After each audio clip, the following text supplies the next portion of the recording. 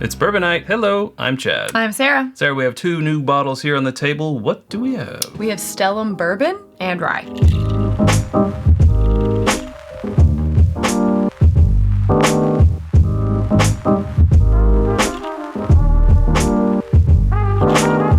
Stellum Bourbon and Rye, or as our friend Chad pointed out, mullets backwards. Mullets backwards. Yeah, that's too funny. Wait, I had to pick it up. I was like, no way. Yeah. He's also known as Extra Crispy because I am Original Recipe Chad.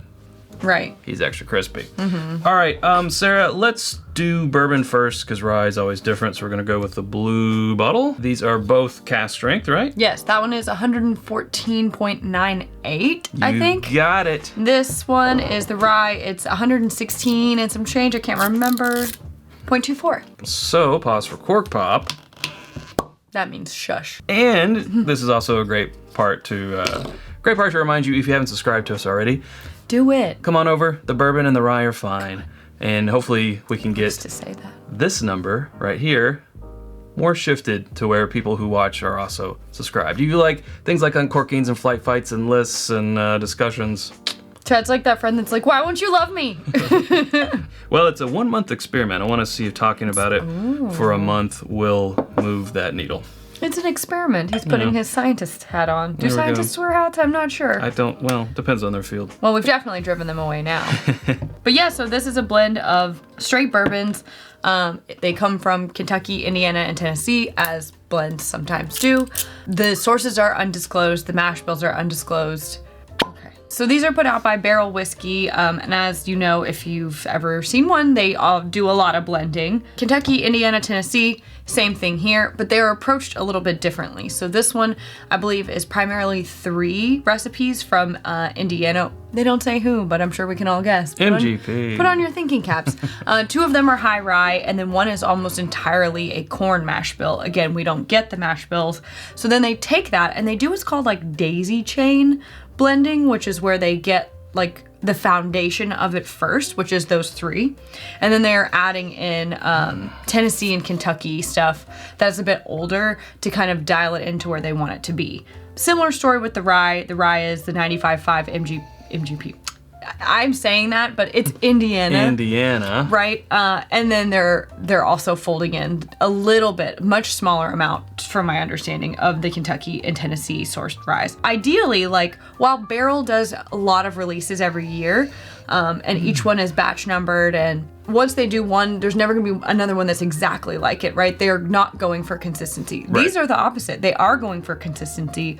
These were designed for like the modern bourbon drinker to be something that's at a good proof, at a good price, that's generally available on the shelves. So these will be ongoing and they are expected to be consistent based on how they're doing the batching. And that price, $55 MSRP. We paid a little bit more for ours. These were $62.99 where we got them here in Kentucky. So, prices vary, but $55 MSRP. But for cask strength, It's such a good deal. If you can hear that siren, it's such a good deal.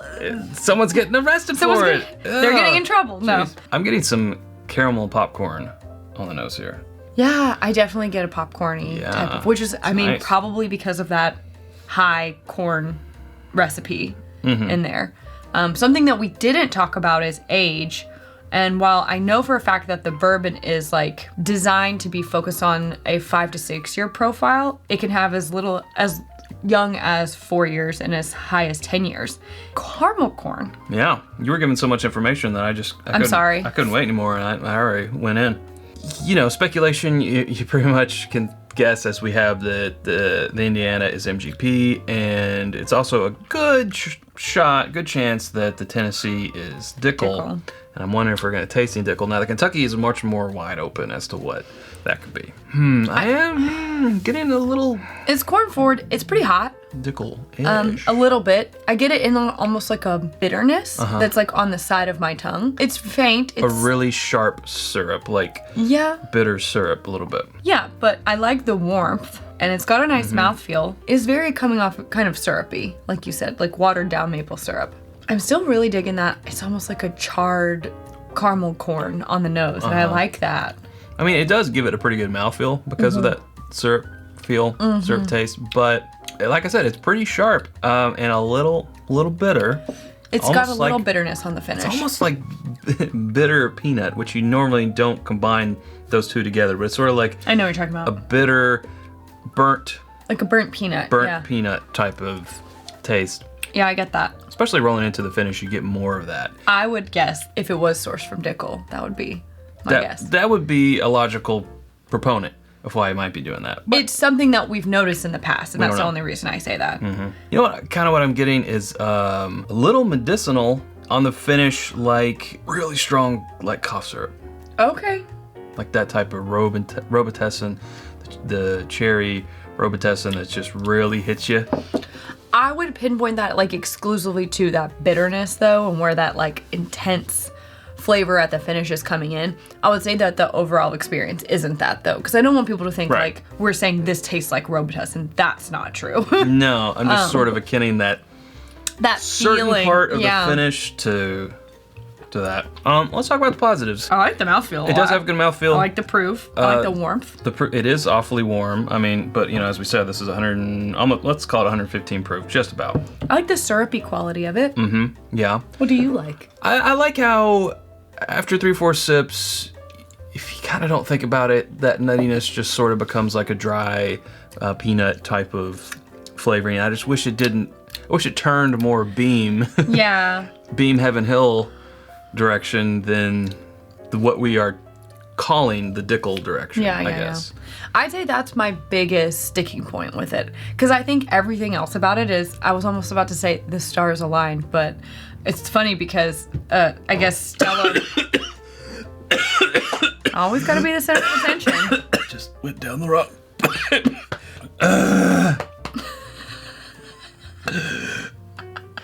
So what I was gonna say before this one almost died It just went down the wrong pipe. was that it's funny because you said something about it being, I was gonna say the stars aligned or something. I don't remember why at this point because I almost had to bring you back to life. But it's funny because Stellum is actually derived from Stella, which is Italian for star. So They said Latin. Oh, yeah, Latin. Latin for star. See, look at me trying to sound all, what's the word? Intellectual.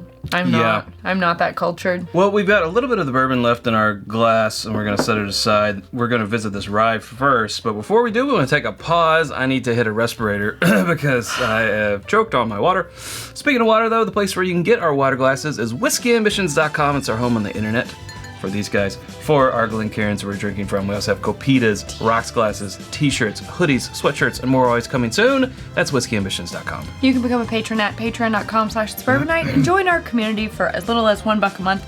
We have patron-only little chats and conversations. You can get first crack at barrel picks, events, and more. There you go. On to the rye.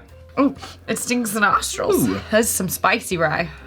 Okay, definitely picking up on that 95.5 high sure, rye. for rye. sure. Yeah. Ooh, nice and cooked element, the winter mint type of rye element. I don't know. I'm a little hesitant. Where you said medicinal on the bourbon, I'm kind of concerned this is smelling like medicinal cherry to me. But we'll see. I'm getting that. Let's see. Okay. Oh, A little dry. Or it might just be because I almost died there. sure. I am The getting nose cherry. was a little misleading for me. It is cherry. Yeah, for sure. It's still there. What I smelled was there, but it's not to the level that I thought it was going to be off More my like nose. maraschino cherry, I believe. It's darker. Or Luxardo. Yeah, because maraschinos are like the bright red ones. I meant to say Luxardo. It's okay. You tried. Well, you said Italian when you meant Latin. On second sip, there is a little medicinal cherry there, but I'm usually really sensitive to that. And on the second sip, that's way dialed down. Like, it's still there, but I like it. Yeah. Usually I don't like it. Proof on this one again is, this is the higher proof. This is 116.24. It definitely shows. That's nice and appreciated. You know, over 116 for $55 MSRP. A high rye, also, rye is an expensive grain. A high rye marriage, basically. Yeah. A little herbal, a little minty, a little eucalyptus in there. Yes. But it's balanced, I think, and it's still got that kind of a syrupy feeling that the bourbon has, but with the extra spice and those herbal notes. Yeah. Well, I don't know, I like it. dark cherry, dark barrel, dark milk chocolate I type keep going of back for it. notes. little molasses. I mean, it has a really good mouthfeel. It feels and tastes very thick. First impressions, I would say I like the rye a little bit more than the bourbon. I agree with that first impression statement. Now, our bourbon has been sitting here for a little bit, the last few sips we have. Well, we did have to bring him back to life, so through all that time. Can now revisit the bourbon. Even more like syrupy, sugary. Yeah, more sugary as it's opened up in the glass. Kind of like it. Yeah, same. I like the rye better. Same, I do. I like the bourbon more after we've given it some time to open up in the glass. Yeah, for sure. It's gotten sweeter, which I think has helped kind of quell that. It's helped. It's still there. Bitter nuttiness. It's still there. That burnt nuttiness. Yeah. It is there, but less. Yeah. Which makes me kind of bummed because I have to be honest, I was really, really excited about finding a, roughly $60 cask strength, like a new profile out there. Right. Yeah. And I got really excited. And personally, it's just that one thing is really throwing me.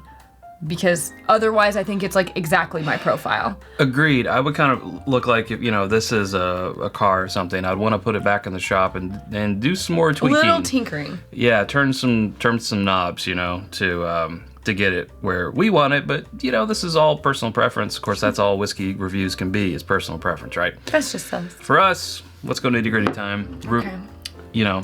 Recommend or not. For this particular one, I think it completely comes down to how you feel about what we're just going to go ahead and call the Dickel profile. This isn't completely in that realm, but it is adjacent. Knowing how you feel about that will determine if you want to pick this bottle up or not. So I'm going to give it a sideways and say you should probably try this at a bar if you can first before you plop down the $50 to $60 on the bottle. Truthfully, I feel the same. I think the best possible way you could go into these bottles would be finding them both at a bar trying them side by side like what we're doing right now. My guess is you probably won't want them both if you do sit down with them. Like I feel like you're gonna go one way or the other because this is also off on its own thing. Like you have to like 95.5 ryes that have that herbal aspect and minty, but also with the spice. Sure. If you don't like that, you're not gonna like this. Even though I think it's a great value for the proof and I like it better and I would say yes to this one. So, okay, now we're moving on to the rye. Yes, I would give the rye recommends. Where did you land? Did you land sideways? I think I'm sideways to... Sideways to For me pointing personally, down. I would get another bottle just to see what the differences between batches for me for the show. I mean, it should be... They're advertising consistency, but, But I this is wanna also see... sort of their first dipping a toe Right. into the realm of consistency. And that doesn't mean they can't tinker over time. Absolutely. And we can also see, we can bring this back in alive and see what happens when it gets lower down For sure. in the bottle. But yes, I'd go more yay on this one. Our recommendation is going to be the rye or the bourbon. This turned into a drink this or that. Right, it really did, didn't it? Which is fine. And I think the bourbon we're just got to spend a little more time with to see how it develops in that glass. So, yeah. There we go. Okay, hey, just as we said at the top of the show, if you're new to the channel and haven't subscribed to us already, you can do so by clicking right up here. There's suggestions of other videos right down here, and we hope to see you over there in one of those. Thanks, Sarah. Thanks, Chad. Okay, until next time, drink more bourbon. Or rye.